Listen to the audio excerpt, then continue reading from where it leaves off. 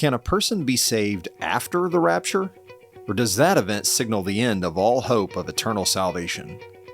Dr. David K. Bernard responds to this frequently asked question on this episode of Apostolic Life in the 21st Century. Welcome to Apostolic Life in the 21st Century, a podcast dedicated to helping modern-day believers live out the teachings of the first century church. This podcast is part of the teaching ministry of Dr. David K. Bernard. Dr. Bernard has dedicated his life to studying the Bible and helping believers apply its message to their daily lives.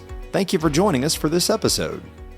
One question that pops up frequently is whether a person can be saved after the rapture. Now, I'm just speculating here. I think maybe the popularity of that question, the frequency of that question, is due to the popularity of that series of books that Tim LaHaye and Jerry Jenkins wrote, the Left Behind series. You're probably familiar with them. Now, in that series of novels, the central plot is there's some people who come to faith in Jesus Christ after the rapture happens. And so I think that has maybe spurred the interest in that idea. Now, to be fair to Jenkins and LaHaye, they didn't invent it, as you know, the idea of salvation after the rapture. Does the Bible leave any possibility of that happening, of salvation after the rapture? Does it open the door to that at all? Or once the rapture happens, is that the end of all hope for a person? That's an interesting question, and to some extent it depends on your view of the timing of the rapture. So as the Left Behind series indicates, it's based on a pre-tribulation rapture view, which I hold as well. So the idea is Jesus Christ is coming back for his church, what is called the rapture, 1 Thessalonians chapter 4, and then there will be the tribulation.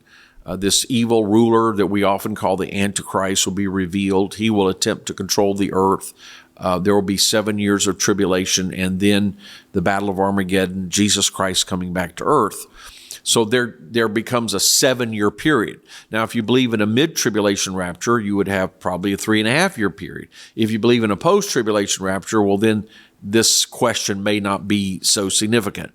So the question will be, in that interim, between the rapture of the church and the coming of Jesus Christ to earth, is there going to be any salvation? So the answer would be in Revelation, the book of Revelation. So in Revelation chapter 4, you have this vision of heaven and the saints of the ages worshiping God. That seems to be the timing of the rapture from my read. Well, after that, the book of Revelation talks about people, Jewish believers who are sealed, and they're preserved from wrath. And it also talks about some martyrs who are killed because they refuse to accept the mark of the beast. So it does indicate there are some people on earth who are saved during that tribulation period. However, it appears that these are primarily, if not exclusively, Jews. So they would be people who didn't really know about Jesus Christ or had minimal knowledge of Jesus.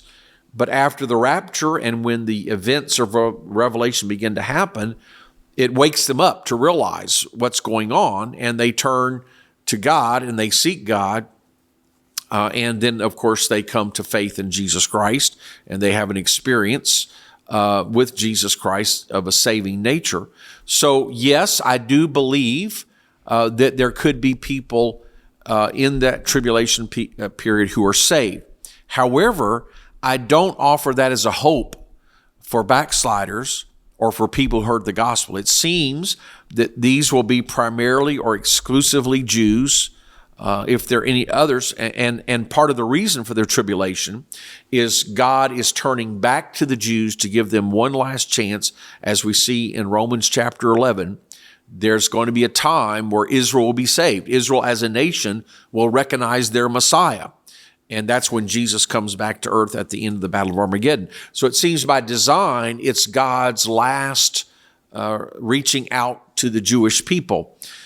So that to me indicates there's not much hope for someone who heard the gospel or even experienced the gospel and then rejected it.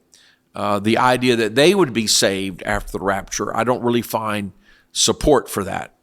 Now, God is sovereign and God is merciful, but as far as my read of Scripture, it would be mistaken to hope that people who had the gospel or especially even experience the gospel would somehow have a chance to be saved. And I find this in Scripture because 2 Thessalonians talks about this very thing, that when the Antichrist comes, he will come with deception and delusion, and that people that didn't receive the love of the truth would receive strong delusion that they might be condemned.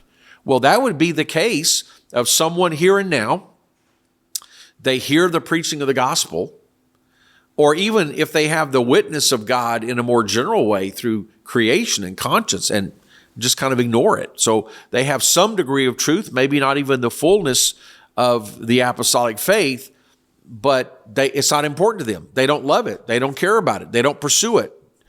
They don't believe it, or if they believe it, they don't love it enough to obey it. Then how much more people who come into our churches, hear the gospel, but reject it, or hear the gospel, initially are born again, but then fall away because they don't love it. Well, it seems that according to 2 Thessalonians, those very people are not going to wake up the day after the rapture and say, oh, I missed it. Oh, God, help me. No, they're going to believe strong delusion. They're going to go along. They're not going to say, oh, this is the Antichrist, this is the mark of the beast. They're going to say, the world is so mixed up, and this man has the answers. He's amazing. And this plan works. And, our economy's in shambles. We've got fraud. Well, this is going to be a way of preventing fraud. And we're going to have a secure economic system where everybody will have their own number, and everybody will have, we don't have to worry about being hacked, but, we're going to have this wonderful system. And this man is going to solve all the problems of the world and end wars and bring world peace. So no, they're not going to be panicking, I missed the rapture. They're going to be believing a lie. So, yes, I do believe there will be some saved in the will of God.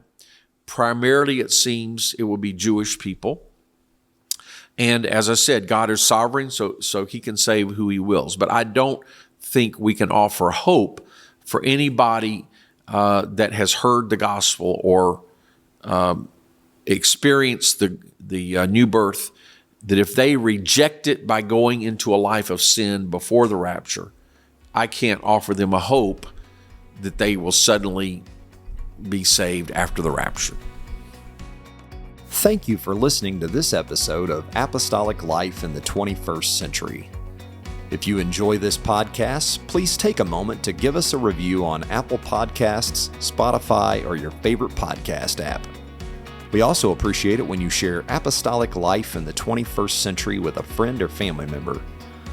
And make plans to join us again next time as we look at how the Bible applies to everyday life.